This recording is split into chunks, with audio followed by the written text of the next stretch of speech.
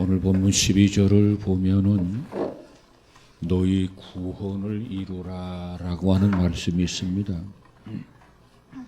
이 말씀의 의미는 무엇보다도 너희 구원을 완성하라 뿐만 아니라 완전한 구원에 이르기 위해서 신앙의 행문을 중단하지 말아라, 그러한 뜻입니다. 사도 바울은 로마서 7장 24절에서 오호라 나는 곤고한 사람이로다. 이 사망의 몸에서 누가 나를 구원하랴 탄식을 하셨습니다.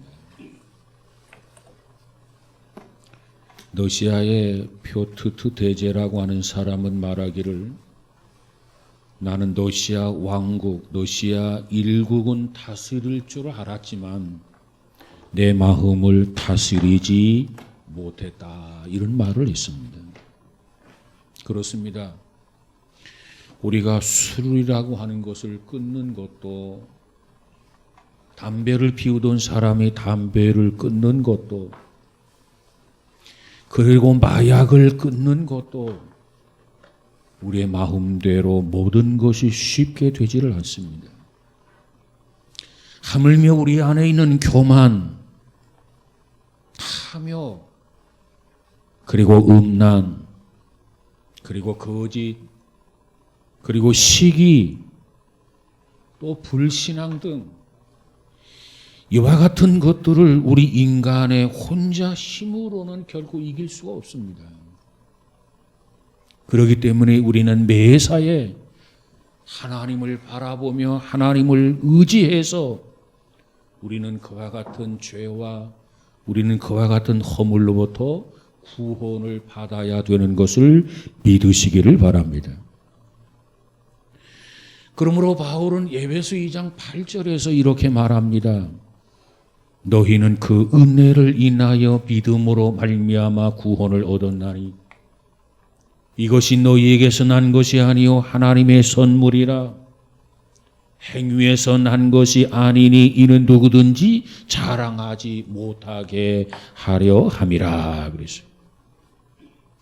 하나님의 은혜가 아니면 우리는 구원이 불가능하다는 겁니다. 하나님의 은혜를 믿음으로 말미암아 구원을 얻었다는 겁니다. 우리가 이 사실을 기억하고 하나님 앞에 감사해야 될 줄로 믿습니다. 자, 우리가 이처럼 하나님의 은혜로 받은 구원을 선물이라고 한다면 우리는 그 선물을 그 자체도 중요하지만 구원받은 그 선물 그 자체도 중요하지만 그 선물을 잘 아름답고 귀하고 존귀하게 보존하는 것이 더 중요하다는 겁니다. 아무리 귀한 은혜로 구원을 받았던 치더라도 하나님의 은혜로 주신 선물로 구원을 받았다 손치더라도 그것을 값싸게 취급하면 안 된다는 거예요. 예를 들면 결혼 기념으로 해준 신랑의 이 보석 반지를 쓰레기통에 집어넣었다고 가정해 보십시오. 있을 수 있는 이야기입니까? 결혼식에 예물로 받았던 시계를 손에 차고 다녀야 되는데 빨랫줄에 걸어 놓았다고 가정해 보세요. 이건 문제가 있는 거 아니겠습니까? 자, 우리는 하나님의 은혜의 선물로 구원을 받았어요. 그러면 우리는 그 구원을 값싸게 다루거나 값싸게 취급하면 안 된다는 겁니다. 그래서 바울은 말하기를 너희 구원을 이루라 이렇게 말씀을 하셨습니다. 너희 구원을 이루라고 하는 이 말 속에는 옛날로 돌아가지 말라는 겁니다. 되돌아가지 말라는 거예요. 이스라엘 민족이 애굽에 들어가게 된 것을 한번 살펴본다면 그저 야곱의 11번째 아들이었던 요셉이 약관 30살에 애굽의 국무총리로 출세를 하게 됩니다. 이 과정이 어떻든지 간에 애굽에서 국무총리가 됩니다. 그리고 나서 아버지 야곱과 그리고 형제들과 그리고 가족들 70명을 집단으로 초청을 해서 저들의 가족이 애굽에 들어가게 됩니다. 그로부터 그들은 하나님께서 그들의 조상이었던 아브라함에게 주었던 가나안 땅으로 돌아오지를 못하고 그 애굽에서 430년 동안 참으로 비참하게 나날을 살아갔다고 하는 겁니다. 처음에 애굽으로 이민을 갈 때는 요셉이 국무총리란 말이에요. 애굽의 대제국의 제2인자란 말이에요. 그 요셉의 초청이 있었기 때문에 그 온 가족은 당당하게 대접을 받으면서 예우를 받을 수 있었습니다. 그런데 요셉이 세상을 떠났어요. 그리고 나서부터 이 백성들의 처지는 점차 노예의 신세로 전락하게 됩니다. 결국에는 애굽 사람들을 위한 노동력의 가치밖에는 없는 존재가 되고 말았어요. 그래서 날마다 끌려가서 신음하면서 온갖 고통을 당하게 됩니다. 그때 그들의 신음소리가 하나님 앞에 들렸고, 그래서 하나님은 430년 만에 이스라엘 민족의 지도자 모세를 부르시고 그를 세워서 애굽으로 가라. 그리고 너의 민족을 해방시켜라. 그래서 출애굽이 이루어지게 된 것입니다. 이 출애굽의 사건은 430년 만에 정말 극적으로 감격적으로 애굽을 탈출하게 된 겁니다. 너무너무 기뻤습니다. 너무너무 감사했습니다. 그래서 출애굽기 15장에 가보니까 저들은 모두가 다 춤을 추며 하나님을 찬양하며 축제를 벌였다고 그래서요. 그도 그럴 것이 10년이 아니에요. 100년이 아닙니다. 자그마치 430년 만에 해방이었단 말이에요. 이처럼 찬양하고 춤을 추며 축제였던 저들. 그런데 그 모든 것이 일시적이요 잠시 동안 뿐이었다는 겁니다. 그들은 하나님을 찬양하고 춤을 추던 그들이 뭐라고 말합니까? 애굽으로 돌아가자는 거예요. 애굽으로 돌아가기를 요구합니다. 아니, 그들이 왜 이렇게 감사하고 찬양하고 감격하며 축제를 벌였던 그들이 어떻게 이렇게 금방 변신할 수가 있느냐 그 말이에요. 그들이 원망하고 시비하게 된 두 가지 원인이 있어요. 그 두 가지 요인, 그게 뭐냐? 첫 번째로 모세의 영도력에 대한 도전이었습니다. 그들은 뭐라고 말합니까? 누가 너를 우리의 지도자로 세웠느냐? 누가 너를 우리의 지도자로 뽑은 일이 있느냐? 뽑은 일이 없다는 거예요. 그러기 때문에 우리에게 잔소리하지 말아라. 이래라 저래라 명령하지 말아라. 우리의 군림하지 말아라. 이것이 저들이 시비하는 시비거리요 원망거리였습니다. 여러분, 모세를 뽑은 것은 그래 이 백성들이 뽑은 게 아닙니다. 이 백성들이 세운 게 아닙니다. 그렇다면 모세는 누가 뽑았습니까? 하나님이 뽑으셨어요. 미디안 광야에서 저자식과 더불어서 평안히 살고 있는 모세. 하나님은 모세를 부르셨어요. 그리고 애굽으로 가라고 했어요. 너희 민족의 신음소리가 나에게 들리는데 가서 너희 민족을 출애굽을 시키라고 말합니다. 그때 모세는 선뜻 대답하지를 못해요. 나는 부족해요. 그럴 제목이 못 돼요. 그럴 자격도 없습니다. 나는 말도 못하고 언변도 없어요. 누구를 설득시킬 만한 능력도 없어요. 내가 가지고 있는 거 아무것도 없는데 내가 어떻게 바로왕 앞에 서게 됩니까? 사양하고 사양했지만 하나님은 강권해서 모세를 가라고 말합니다. 그래서 어쩔 수 없이 모세가 애굽으로 내려가게 되고 애굽에서 이민족의 지도자가 되어서 출애굽을 감행하게 된 겁니다. 하나님이 세우신 거예요. 두 번째로 광야 여행이 고생스럽다는 것이었습니다. 광야 마실 물도 넉넉하지 않아요. 광야 먹을 양식도 넉넉하지 않아요. 광야 고기도 마음대로 먹을 수 없어요. 광야 과일도 없어요. 너무 불편해요. 짜증이 나요. 그래서 이 백성들이 뭐라고 말합니까? 자, 우리 이제라도 늦지 않았다. 애굽으로 돌아가자. 애굽에 가면 모든 것이 다 있다는 겁니다. 마실 물도 넉넉하고 양식도 넉넉하고 고기도 있고 과일도 있고 부족함이 없다는 거예요. 그러면서 저들이 말하기를 애굽으로 돌아가자고 말하는 것, 이것이 저들의 항변이었습니다. 그런데 문제는 바로 여기에 있습니다. 여러분, 출애굽을 했다가 다시 애굽으로 돌아갈 수 있는 것이라고 한다면 하나님은 왜 그들을 애굽에서 출애굽을 시키셨습니까? 아니, 왔다가 돌아갈 수 있는 길이라면 출애굽을 시킬 이유가 뭐냐 그 말이에요.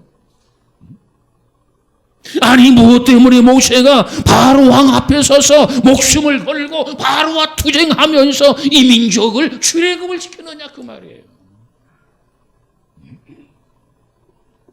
이들은 생각해서는 안 될 것을 생각했고 돌아갈 수 없는 곳으로 돌아가자고 지금 어린아이처럼 보채고 있는 겁니다. 여러분, 애굽으로 돌아갈 수 있는 겁니까? 돌아갈 수 없는 거예요. 하나님이 허락하지 않아요. 하나님이 용납하지 않습니다. 그런데 애굽으로 돌아가자는 거예요. 여러분, 여기에서 영적으로 애굽이라고 한다면 과거를 의미하고 죄를 의미하고 세상이라고 이렇게 설정할 수 있습니다. 이게 애굽이에요. 그런가 하면 가나안은 영적으로 미래를 의미하고 구원을 의미하고 영원한 세계라고 이렇게 설정할 수 있습니다. 그러므로 하나님께서 우리를 죄악 세상에서 구원해 주셨어요. 죽을 수밖에 없는 상황에서 구원해 주셨어요. 그렇다면 우리는 다시는 그 옛 세계로, 다시는 옛날로, 다시는 그 세계로 돌아가면 안 된단 말이에요. 이게 하나님의 뜻입니다. 우리가 구원받아서 영생을 선물로 받았어요. 영생을 선물로 받았다면 우리의 표대이신 그리스도만을 향해서 나아가야 하지 회고주의에 빠지면 안 된다는 겁니다. 여러분, 우리가 부르는 찬양 가운데 이런 찬양이 있어요. 주님 뜻대로 살기로 했네. 주님 뜻대로 살기로 했네. 주님 뜻대로 살기로 했네. 주님 뜻대로 살기로 했네. 뒤돌아서지 않겠네. 이 세상 사람 난 몰라줘도, 이 세상 사람 난 몰라줘도, 이 세상 사람 난 몰라줘도 뒤돌아서지 않겠네. 세상 등지고 십자가 보내, 세상 등지고 십자가 보내, 세상 등지고 심양아 보내 뒤돌아서지 않겠네. 여러분, 우리는 이 세상에 어떠한 유혹이 우리를 향하여 손짓을 한다 할지라도 돌아서면 안 돼요. 되돌아가면 안 돼요. 누가 나의 손을 붙들고 그저 귓가에 속삭인다 할지라도 우리는 결코 돌아가면 안 됩니다. 이것이 우리의 신앙의 길이에요. 왜 돌아서면 안 됩니까? 그것은 바로 주님을 떠나는 것이기 때문에 그렇습니다. 그것은 곧 하나님을 떠나는 것이기 때문에 그렇습니다. 그러므로 저와 여러분이 구원을 받았다면 우리는 예수 그리스도의 십자가, 우리 앞에 놓인 십자가만을 바라보며 나아가는 자가 될지언정 회고주의에 빠져서는 안 된단 말이에요. 여러분, 이 백성들이 모세의 인도를 받아서 광야를 통과하게 됩니다. 이 광야를 통과하면서 그들 앞에 많은 장애물과 많은 어려움들이 있었어요. 그거 보면 블레셋이 있었고 아말렉이 있었고 암몬이 있었고 모압이 있었고 에돔이 있었고 많은 적들이 있었습니다. 그래서 그들과 싸워야만 했어요. 그리고 40년 만에 가나안 땅에 이르게 되는데 가나안 땅에 이르게 되니까 어떻습니까? 가나안 땅에 살고 있는 원주민 부족들이 존재하고 있었어요. 그들과 싸워야만 했습니다. 여러분, 오늘 우리가 가고 있는 그 영원한 가나안, 영원한 나라, 하나님의 나라를 향해서 오늘 또 내일 또 나아가지만 그러나 우리가 가는 길에는 이처럼 온갖 장애가 있다는 겁니다. 온갖 도전들이 산재하고 있다는 거예요. 우리의 갈 길을 막고 져야 한다는 겁니다. 우리는 어찌해야 합니까? 그것들과 싸워야 됩니다. 그리고 이겨야 합니다. 그러지 않으면 가나안 땅에 들어갈 수 없어요. 그러지 아니하면 이 가나안 땅에 정착할 수가 없단 말이에요. 하나님이 약속하신 땅에서 젖과 꿀이 흐르는 땅을 우리의 것으로 삼을 수 없단 말이에요. 여러분, 우리가 구원받았다고 해서 태만하면 안 됩니다. 우리가 구원받았다고 해서 자만에 빠지면 안 됩니다. 그러면 우리 원수의 공격은 더더욱 강해지는 것을 믿으시기를 바랍니다. 여러분, 이스라엘 민족이 가나안 땅에 이제는 거의 도착했을 무렵을 생각해 보십시다.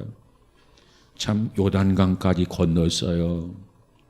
그리고 이제 가나안 땅에 정착하고 그곳에서 그저 젖과 꿀이 흐르는 땅에서 사는 것만 남았는데 그들 앞에는 큰 성 여리고성이 딱 버티고 있었습니다.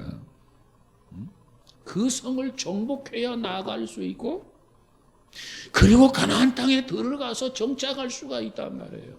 그런데 그 성은 어떠한 성이냐? 간단한 성이 아닙니다. 그 성은 견고한 성입니다. 천연 요새 성이었습니다. 그리고 완전 무장한 군인들이 그 성을 견고하게 든든히 지키고 있는 그러한 성이었습니다. 이 백성들이 그 성을 어떻게 정복했나요? 피 흘리지 않고 정복했어요. 이것이 하나님의 은혜입니다.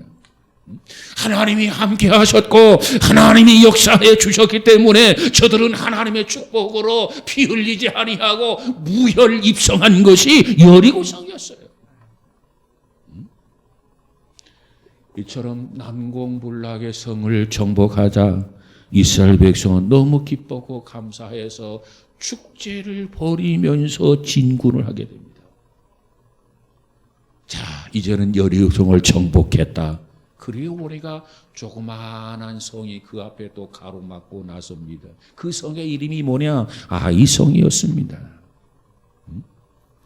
이 금성, 철벽의 성, 천연 요새의 성, 든든한 성, 여리고 성을 점령한 그들이 볼 때 아이성은 조그마한 성이라 문제될 것이 없어 보였습니다.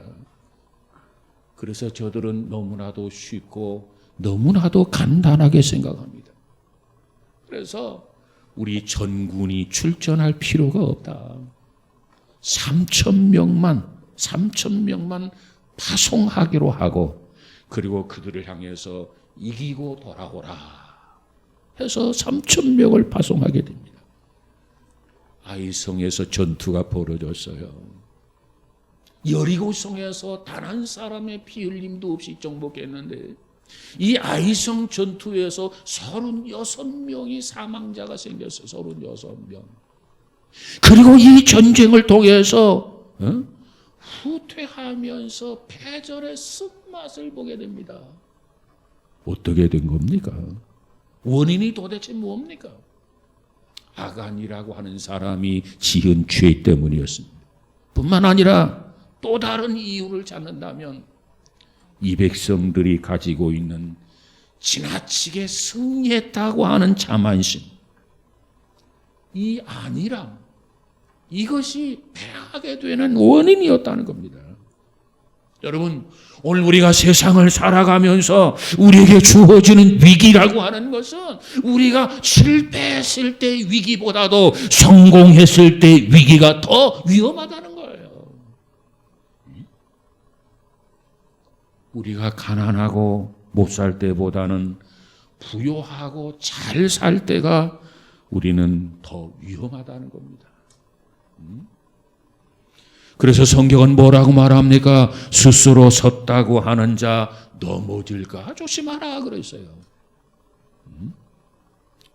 우리나라의 경우를 보면 지난 60년대, 70년대에 문제 청소년들의 출신자의 가정을 이렇게 보면은 대개가 못 사는 가정이었습니다.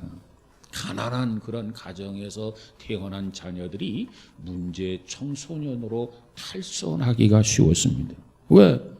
너무나 춥고 너무나 배고프고 공부도 할 수 없고, 그래서 청소년들이 가정에서 뛰쳐나와서 그저 악의 뒷골목에 발을 딛게 되는 거죠. 그런데 경제 성장이 활발해져서 70년대, 80년대, 90년대 그리고 현대에 이르기까지 문제 청소년의 대부분은 빈민층의 아들이기보다는 경제 여유를 가진 그러한 부유한 그러한 집안의 자녀들이라는 거예요. 왜 그럴까요? 정신적 가치나 표준이 물량적 가치에 침식당한 한국 사회 현상 중에 한 단면이다, 이렇게 지적을 합니다. 그렇다면 구원받은 우리 자녀들에게, 하나님의 백성들에게 오는 도전이라고 하는 것들은 어떠한 것일까? 가난입니까? 질병입니까? 물론 그런 것도 우리를 향해서 도전해 오는 시험이고 시련일 수 있습니다. 그러나 우리 앞에 도전해 오는 가장 무서운 그러한 세력이 있다면 그 세력은 다름 아닌 악의 세력이라는 겁니다. 악의 세력. 그 악의 세력이 우리를 향해서 호시탐탐 노리고 있어요. 그래서 우리로 하여금 우리가 가지고 있는 구원을 송두리째 뒤엎어버리고 뿌리처럼 뽑아버리려고 하는 그런 악의 도전이 쉼없이 있고 있단 말이에요. 그걸 우리는 잊어서는 안 해야 됩니다. 특별히 우리 주변에 보면 예수가 구주가 아니라 그렇게 말하는 사람들이 종종 있게 된 것을 우리가 들어요. 아니, 예수를 믿지 않고 다른 것을 믿어도 구원을 받을 수 있다고 하는 그 정신 나간 그 소리를 하는 사람들이 종종 우리 주변에 있어요. 우리 기독교의 복음을 일반적 윤리의 차원으로 끌어내리는 사람, 이 기독교를 세속의 종교와 동일한 범주 안에 집어넣는 사람. 그래서 우리가 말하는 기독교의 교리를 지나치게 독선이라고 주장하는 그런 사람이 우리 안에 많이 일어난다는 거예요. 이게 문제입니다. 그러나 우리는 구원을 이루려면 어찌해야 하는가? 그와 같은 궤변, 그와 같은 논리와 과감하게 싸워야 되고 이겨야 합니다. 그런 상황 속에서도 우리는 우리의 믿음을 지켜야 됩니다.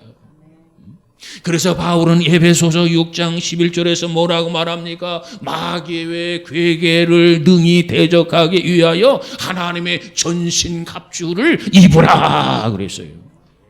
하나님의 말씀으로 우리가 무장해야 되고 기도와 말씀으로 무장해서 이 마귀의 도전을 물리쳐야 된다는 겁니다. 이겨내야 된다는 거예요. 승리해야 된다는 거예요. 왜 이겨야 됩니까? 이 영적 싸움에서 우리가 지면은 영적인 노예가 되는 거예요.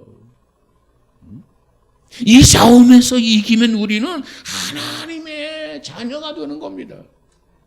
여러분, 어떠한 도전 앞에서도 싸워서 믿음으로 이기고 승리자가 되셔서 구원을 이룰 수 있는 복 있는 성도 우리 모두가 되어지기를 주님의 이름으로 축복합니다.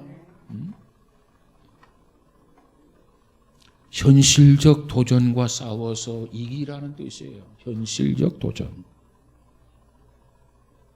어느 교회에 나오는 정형외과 의사 선생님이 계셨어요. 근데 이 정형외과 의사 선생님께서 하는 말이 나는 예수님의 십자가만 생각하면 눈물이 납니다. 그런 얘기를 해요. 예수님의 십자가만을 생각하면. 이번 주 수요일부터 우리는 사순절에 들어가게 되는데 예수님의 십자가만 생각하면 나는 눈물이 납니다. 그래 그 이유를 물었어요. 아니 왜 예수님의 십자가를 생각하면 눈물이 납니까? 그랬더니 그 정형외과 의사 선생님이 하는 말이 정형외과라고 하는 것은 사람의 뼈를 주로 치료하는 전문의가 아니겠습니까? 그런데 이 사람의 뼈 속에 이 못을 박다 보면 못을 박다가 보면 그 뼈 속에서 뼈 속에 못을 박는다라고 하는 것이 얼마나 고통스럽고 얼마나 아픈 것인 것을 그때마다 자기 자신이 느낀다는 거예요. 그저 다른 사람들은 뼈와 뼈가 부러진다거나 뭐 위골된다든가 그랬을 때 이 뭐 침을 받고 못을 받고 하는 그것을 그냥 침을 받는다 보다 이렇게 생각하는데 자기는 그 고통이 얼마나 심한 건지 자기는 그걸 알기 때문에 예수님의 십자가 바라보면은 자기는 눈물이 먼저 난다는 거예요. 그렇습니다. 우리는 뼈를 깎고 못을 박는 의사가 아니라 할지라도 나 같은 죄인을 살리기 위하여서 주님 십자가를 지셨고 엘리 엘리 나마 사막다니 나의 하나님이여 나의 하나님이여 어찌하여 나를 버리시나이까.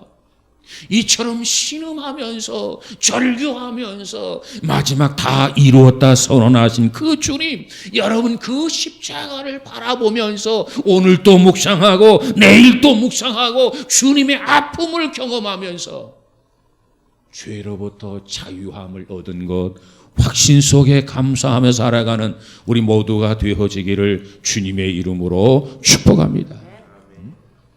주님의 그 은혜를 생각한다면, 주님의 그 은혜에 감격하며 살아간다면 우리가 하루하루 살아가는 것 그 자체가 바로 구원을 이루어가는 삶이 아니겠습니까?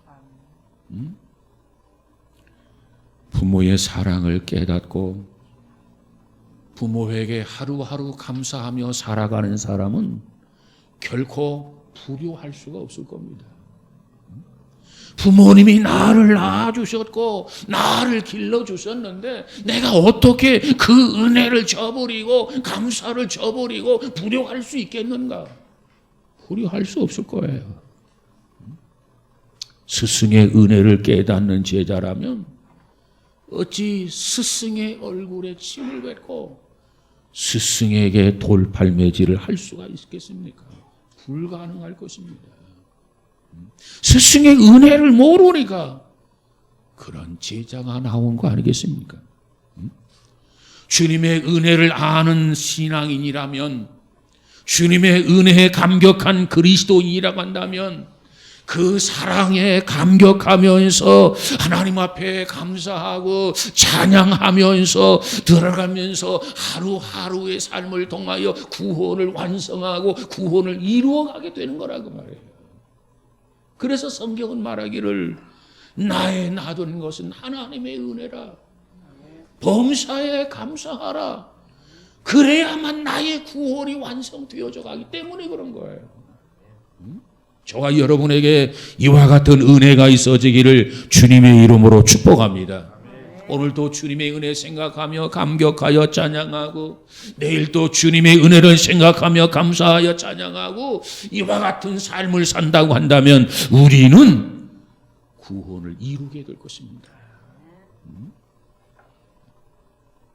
괴테의 명작 중에 파우스트가 있어요. 파우스트 여러분 잘 알겠죠? 그 작품의 주인공이 누구냐면 파우스트인데, 이 파우스트가 악마와 흥정을 벌이게 됩니다. 악마, 이 마귀와 흥정을 벌여요. 마귀가 파우스트에게 뭐라고 제안하냐면 앞으로 24년 동안 파우스트에게 온갖 부귀, 온갖 영화를 모조리 너 원하는 대로 다 주겠다, 이렇게 제안을 해요. 24년, 앞으로 24년 동안 너 원하는 대로 다 내가 너에게 주겠다. 그리고 나서 24년이 지나고 나면 내가 파우스트의 생명을 내가 데려가겠다. 이 조건을 가지고 파우스트와 악마가 서로 흥정을 벌이는 거예요. 24년 동안 너 원하는 대로 내가 다 허락해 주겠다. 그리고 24년이 지나면 네 생명을 내가 데려가겠다. 그리고 나서 약속한 대로 파우스트는 24년간 악마가 제공해 주는 모든 것을 다 누리게 됩니다. 온갖 부귀, 온갖 영화, 24년 동안 자기 인생을 마음껏 원 없이 즐기게 됩니다. 그런데 그러다 보니까 금방 1년이 지나고 5년, 10년이 지나고 20년이 지나고 24년이 이제 잠깐 동안 지나가고 마는 거예요. 그동안 파우스트는 잘 먹고 잘 살았어요. 마음껏 즐기면서 살았어요. 그런데 24년의 생애가 끝나고 악마가 보낸 사신 에피스토텔레스가 파우스트 집에 찾아오게 됩니다. 그리고 파우스트에게 통지를 하는 거예요. 오늘 밤 자정에서 1시 사이 파우스트를 데려가겠다, 이렇게 일러줍니다. 내가 너를 자정에서부터 1시까지 내가 너를 데려가겠다. 이 마귀가 하는 말이에요. 그래서 그날 밤 차칵 시간이 갑니다. 그리고 자정이 되었어요. 그리고 이 자정에서 1시 사이에 이 파우스트 집에서 실로 소름 끼치는 가공할 만한 그러한 비명 소리가 계속해서 들립니다. 정말 이 파우스트의 그 가정에서, 그 집안에서 비명 소리가 들리는데 그것은 다름 아닌 살려주시오, 살려주시오, 파우스트의 마지막 절규와 비명이었습니다. 지난 24년 동안은 마음껏 살았어요. 먹고 싶은 거 먹고, 즐기고 싶은 거 즐기고, 온갖 부귀와 영화를 마음껏 즐겼어요. 참으로 그때는 좋았지요. 그런데 이 마귀의 사자가 와서 이제 파우스트를 데려가려고 하니 이 파우스트가 정신이 난 겁니다. 그래서 그 밤에 비명소리가 그 담장 밖으로 흘러나온 거예요. 살려주시오, 살려주시오. 얼마나 어리석은 모습입니까? 그렇습니다. 오늘 본문에서 사도 바울은 우리에게 뭐라고 말합니까? 두려움과 떨림으로 너희 구원을 이루라는 거예요. 여러분, 구원은 예수 그리스도의 이름으로, 믿음으로 구원을 받아요. 그러나 그 구원은 반드시 오늘 바울이 말한 그대로 매사에 두렵고 떨리는 마음으로 너희 구원을 이루라, 너희 구원을 완성하라는 거예요. 두려운 마음이 있어야 돼요. 떨리는 마음이 있어야 돼요. 그러지 아니하고는 탈선하게 되고 구원을 잃어버리게 될 것입니다. 파우스트는 지난 24년간 영화와 안일 때문에 구원의 은총을 팽개쳐 버렸어요. 그리고 주님 품을 떠난 거예요. 주님의 은혜를 거부했어요. 그저 마귀가 주는 대로 온갖 부귀와 영화를 누리기에 급급했어요. 그런데 마귀가 그를 데리고 갑니다. 어디로 데리고 갈까요? 지옥으로 데리고 갑니다. 지옥 문 앞에 다다라서야 그때 깨달게 될 겁니다. 파우스트처럼 살려주시오, 살려주시오. 그러나 그렇게 된다면 그때는 이미 때가 늦는 거예요. 여러분, 예수 그리스도를 믿음으로 말미암아 우리의 구원을 하나님 보시기에 아름답게 합당하게 이루고 성취하는 복 있는 성도 우리 모두가 되어지기를 주의 이름으로 축복합니다. 그렇지 아니하면 우리가 이와 같이 절규할 때가 오는 것을 잊어서는 안 돼. 그러니 어떠한 유혹이 오든지 간에 우리 앞에 어떤 현실적 도전으로 가로막는다 할지라도 우리는 믿음으로 무장하고 우리는 말씀과 기도로 무장하고 그리고 나가서 싸운다면 하나님께서는 반드시 승리케 해 주실 줄로 믿습니다. 승리는 내 것일세, 내 것일세. 여러분, 이처럼 승리자에게 주시는 게 있어요. 뭘 줍니까? 주께서 예비하신 영원한 세계, 영원한 나라가 우리를 기다리고 있습니다. 그 앞에는 절규하며 들어갈 이유가 없어요. 그저 감사하면서, 그저 찬양하면서 기쁘게 그 성에 당당하게 입성하는 그날 저와 여러분에게 있어지게 될 것을 믿으시기 바랍니다. 그러기 위해서는 받은 바 구원을 우리는 먼저 감사해야 돼요. 하나님, 나를 구원해 주시니 감사합니다. 그리고 어떠한 유혹 앞에서도 이 구원을 뺏기면 안 돼요. 구원을 지켜야 돼요. 그리고 구원을 완성해 가야 됩니다. 그래서 우리 모두가 하나님 앞에 사랑받는 자녀의 백성으로서 주님 앞에 칭찬받고 위로받을 수 있는 우리 모두가 다 되어지기를 주님의 이름으로 축복합니다. 힘들고 어려움을 극복한 자녀들에게 부모는 안아줍니다. 손주들에게 부모는, 할아버지 할머니는 안아줍니다. 힘들었다, 고생했지, 격려해 주실 겁니다. 여러분, 우리 모두가 믿음으로 이 시대를 극복하고 이겨냄으로써 구원을 이루는, 완성하는 우리 모두가 다 되어지기를 주의 이름으로 축복합니다. 오늘 본문 12절, 그러므로 나의 사랑하는 자들아, 너희가 나 있을 때뿐 아니라 더욱 지금 나 없을 때에도 항상 복종하여 두렵고 떨림으로 너희 구원을 이루라. 이와 같은 은혜가 저와 여러분 우리 모두에게 함께하기를 주님의 이름으로 축복합니다. 기도하십시다. 거룩하신 하나님 감사합니다. 우리의 구원을 이루게 하여 주옵소서. 어떠한 유혹 앞에서도 시련 앞에서도 이겨내게 하시고 극복하게 하시고 승리함으로 저 전성을 향하여 날마다 나아가게 하여 주옵소서. 그리하여 최후의 승리자가 되어져서 생명의 면류관을 받을 수 있는 복 있는 자들 되어지게 하옵소서. 예수님 이름으로 기도하옵나이다. 아멘.